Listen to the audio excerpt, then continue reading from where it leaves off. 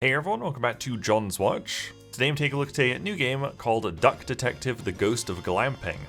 This game was released on Steam on May 22nd, 2025. Its regular price is $12.99 Canadian or your regional equivalent, and it's developed and published by Happy Broccoli Games. In this game, you are the one and only duck detective, a depressed and recently divorced duck who must quack the case, inspect evidence, make deductions, and solve this no-murder mystery. So this is the second game in the Duck Detective series. It's a direct sequel to the first Duck Detective game, that was the Secret Salami that came out last year. Even though it is very lighthearted, it's still a mystery game, so I will not go too much into detail in this video. All the footage that I'll use will just be from the early part of the game, because I don't think this will be a very long video because I can't talk about the story too much. So yeah, don't worry about spoilers in this. I'm not going to reveal who did it or whatever in this video at all. You play as Eugene McQuacklin, the duck detective.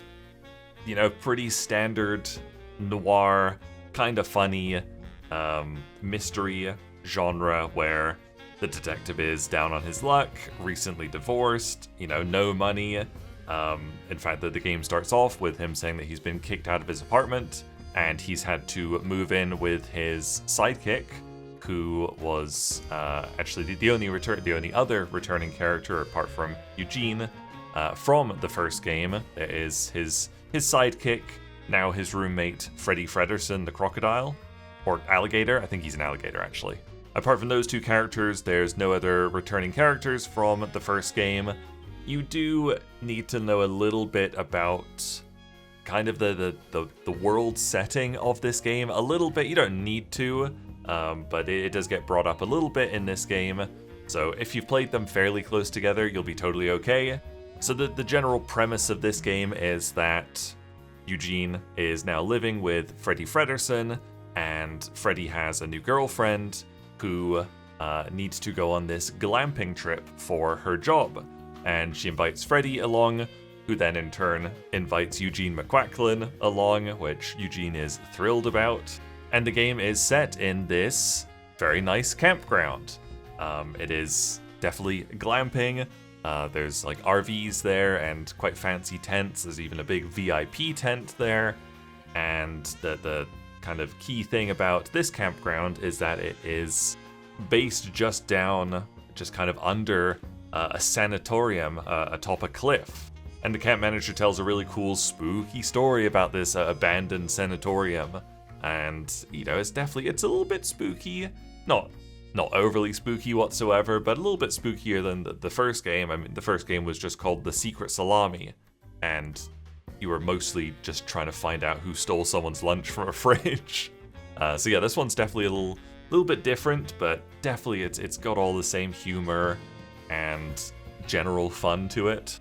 As the duck detective, you can talk to the various characters, you can kind of interview them and press them for information, and then in your detective notebook, at the start of the game, you've kind of got blanks for all the characters that you're going to meet, and your job is to figure out their first and last name from talking with people and from examining clues, examining, you know, pretty much anything you can. And once you've figured out who all the characters are, you then get to start solving mysteries. And the mysteries really range. Like the very first mystery that you solve in this game is why is Eugene's ex-wife not returning his calls? And you just look around his room in the apartment, figure out all the clues, and then you do this kind of like Mad Libs sort of thing where you just fill in the blanks with the right set of clues. And this is probably a system that makes way more sense if you're looking at it on the screen than me trying to explain it to you. So hopefully that makes sense by now. And that's really the key to this game. When you arrive at the campsite, you find out that it's in a little bit of an uproar. Two people are complaining to the campsite manager, and Eugene just zeroes in on the fact that he heard that some camp chairs are missing, and he's like, this is a case for a duck detective. And I definitely forgot, like halfway through the game, that was the key mystery he was trying to investigate. until he like brought it back up later. He was like, that's what happened to the camp chairs. And I was like, oh yeah, that is what he was looking for. But the game is so charming. I've got a category of games on Steam. You can like set categories for whatever games you want. And I've got the 2 Duck Detective games in my cozy and wholesome category, because that sums them up really well. I think these games are wonderful. The art is beautiful, very nice and stylized. Characters move at like low frame rate, kind of. They've only got a few frames for their animations, but it just looks wonderful and cartoony. Every character is voiced, and just like the first game, they're all voiced really, really well, which is, always a little bit hit or miss with indie games like this, but for Duck Detective, it's all been hits. The voice acting is really, really strong. I did find this game a little bit short, to be honest. The first game, the Secret Salami, Steam says it took me 2 hours. I think it was like literally like just over 2 hours for me to finish it. For this game, it took me only 113 minutes, so that's just below 2 hours. And that was to complete the story and get 100% of the achievements. There's only 11 achievements, and they're all very manageable, so there's not really a ton of replayability.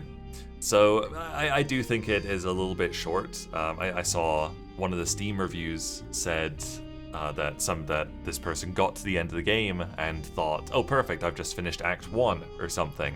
But that was the full game. And I kind of felt that, like, I wouldn't want it to go for another 2 hours per se, like just maybe another half hour or something. But again, you don't want the time to be padded out, I guess. I don't know, I just definitely felt it was a little bit short for the asking price. The game actually has kind of like an assist mode difficulty. You can play on sleuth mode or story mode. I think story mode indicates like when you're filling in items in your notebook, it'll like highlight incorrect ones, which would definitely save you some time. I mean, I don't know if you really need to save time in this game.